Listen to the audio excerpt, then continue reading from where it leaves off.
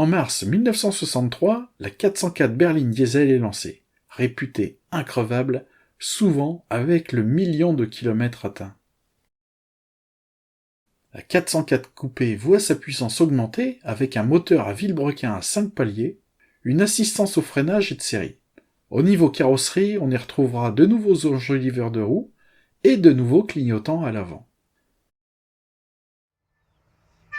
À la fin de l'année 1966, Peugeot fabrique une 404 ambulance carrière, à la suite d'un accord avec le carrossier carrière d'Alençon. La 404 cabriolet subit des modifications visuelles et mécaniques. On lui installe une nouvelle capote avec une lunette arrière beaucoup plus grande. On lui met une nouvelle calandre avec des phares longue portée rectangulaires incrustés. Les clignotants avant sont agrandis et la jupe inférieure avant est modifiée. Dans l'habitacle, le tableau de bord se munit de 3 cadrans et au niveau moteur, il prend beaucoup plus de puissance et on lui ajoute une barre anti-roulis à l'arrière. En juillet 1967, Peugeot présente la camionnette 404 U8. Elle est équipée au choix du moteur essence ou du moteur diesel. C'est en fait le pick-up caché ou châssis nu à fer carrossé. Elle a une charge utile de 850 kg. Elles seront fortement utilisées par les artisans et les agriculteurs. Ces 404 sont souvent surexploitées et surchargées tant elles sont réputées par leur robustesse.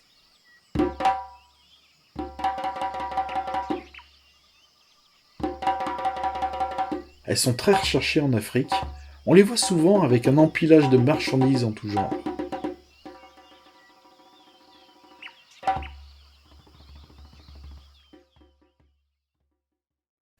Le pick-up a été critiqué pour son freinage constitué de 4 économiques tambours assistés dits thermostables. Ces freins restent efficaces quand même, mais sont d'un entretien délicat. Ils seront finalement remplacés en 1968 par des freins avant à disque.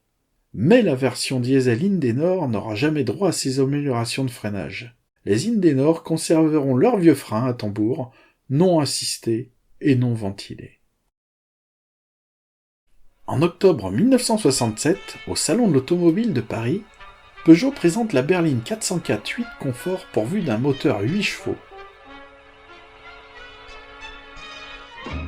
Elle diffère de la berline 9 chevaux par ses aménagements simplifiés. Elle a des pare-chocs sans butoir, un tableau de bord linéaire sans montre. Il s'agit de l'exécution grand public d'une 404 sortie en 1964, au bénéfice exclusif des administrations. Concernant la 404 cabriolet, on lui apporte les dernières modifications. Nouvelle boîte de vitesse manuelle BA7 qui remplace la boîte C3 avec un nouvel embrayage. Il y aura quelques modifications dans l'habitacle avec un nouveau volant. En 1968, la sortie de la Peugeot 404 approche, elle est inévitable. Il y aura moins de commandes, moins de fabrication, le déclin s'annonce. En septembre 1968, la firme Peugeot retire les 404 cabriolets, les berlines à injection et le coupé de son catalogue. Elles ne seront plus commercialisées. Maintenant, je vais vous faire voir la carte du monde. Vous allez découvrir les lieux de production de cette fameuse 404 dans plusieurs continents. Tout d'abord l'Europe, avec la France, la Belgique, l'Italie, l'Irlande et le Portugal. Ensuite, on descend vers l'Afrique, où la 404 est une icône là-bas. Car cette 404 est d'une robustesse à toute épreuve. Elle sera produite au Kenya, au Nigeria, à Madagascar, en Rhodésie, en Afrique du Sud et en Éthiopie. On fait ensuite un saut de plus de 9000 km pour rejoindre l'Amérique du Sud, où elle sera construite au Chili, en Uruguay, au Pérou et en Argentine. On se retrouve maintenant en Amérique du Nord, au Canada, précisément au Québec, qui la produira aussi. On fait un saut maintenant de 14 000 km, en direction de l'Asie, et plus exactement en Malaisie. Puis on retourne dans l'Océanie, où la 404 est produite en Australie et en Nouvelle-Zélande. Quel parcours incroyable pour cette Peugeot 404.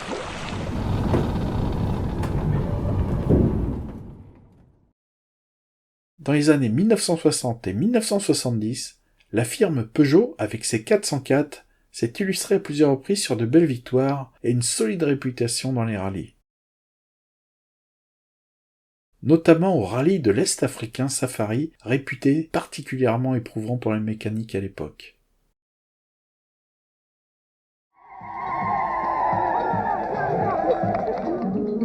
Je vais pas trop rentrer dans les détails, parce que c'est une énorme histoire, mais sachez qu'en 1967, au rallye Est African Safari, 11 des 12 Peugeot 404 injections inscrites ont réussi le challenge de terminer la course.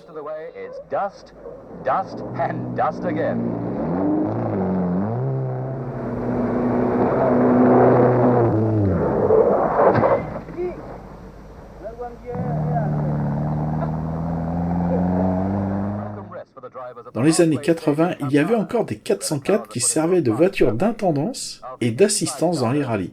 Comme quoi la réputation d'une gagnante, on la garde. 2 ans après la commercialisation des 404 diesel, la firme a l'objectif de tester à nouveau les performances de son moteur diesel. Les tentatives de record se feront au cours des journées du 4 et 5 juin, puis du 11 au 14 juin 1965. Cela se fera à l'autodrome de Lina Montlhéry. Pour exécuter cette longue épreuve, 5 pilotes vont se relayer en se donnant les volants toutes les 3 heures. Les 25 mécaniciens auront en tout 27 arrêts de 52 secondes pour surveiller les fonctions vitales de la voiture en la ravitaillant. Ils vont enchaîner les tours de piste jour et nuit.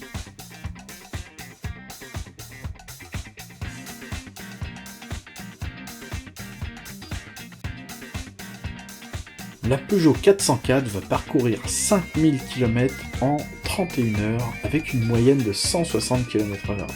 Incroyable. Il faut pas oublier quand même que nous sommes en 1965.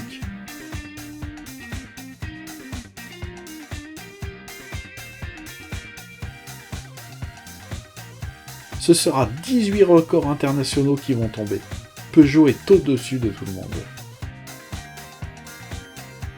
La motivation est très forte, la gagne prend le dessus, ils ne vont pas s'arrêter en cours de chemin. Ils tentent un nouveau record. Le nouveau moteur Indenor de 1948 cm3 chasse l'ancien. Cette fois-ci, ce sera 72 heures de conduite et 11 000 km avalés avec une moyenne de 161 km/h. Ils abattent à nouveau 18 records supplémentaires. C'est incroyable pour Peugeot et les pilotes.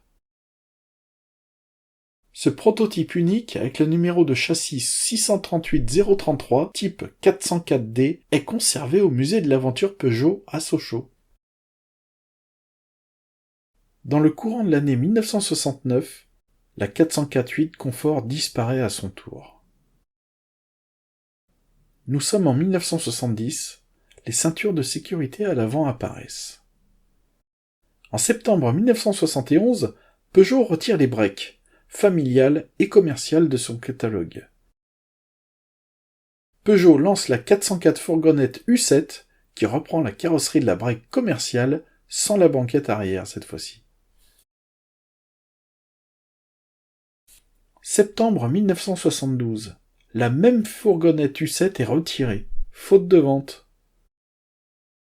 Les camionnettes 404 U10 et U10D sont lancées en version essence et diesel. Contrairement à la U8, qui a une charge utile de 850 kg, ce qui est déjà énorme, la version U10 arrive quant à elle à près de 950 kg, un record. Elle va très rapidement s'imposer sur le marché de l'utilitaire. Il y a même quelques entreprises qui proposaient sur cette base des bennes basculantes à vérin hydraulique, voire des caisses isothermes. En mai 1975, la production de berlines est arrêtée. En octobre 1975, la Peugeot 404 est retirée définitivement du catalogue français. En juin 1979, Peugeot arrête la fabrication de la camionnette en France. Mais elle continue sa carrière jusqu'en 1989 dans l'usine de Mombasa, au Kenya. Un détail est que les suspensions de la 404 pour le continent africain se dotent d'une suspension renforcée beaucoup plus solide que les européennes. À savoir que la désignation interne fut 404 AF, pour Afrique du Sud. En 1980, ce sera la fin de production en Argentine de la 404 diesel. Voilà, je vais terminer par quelques chiffres, je vais les laisser défiler, regardez bien,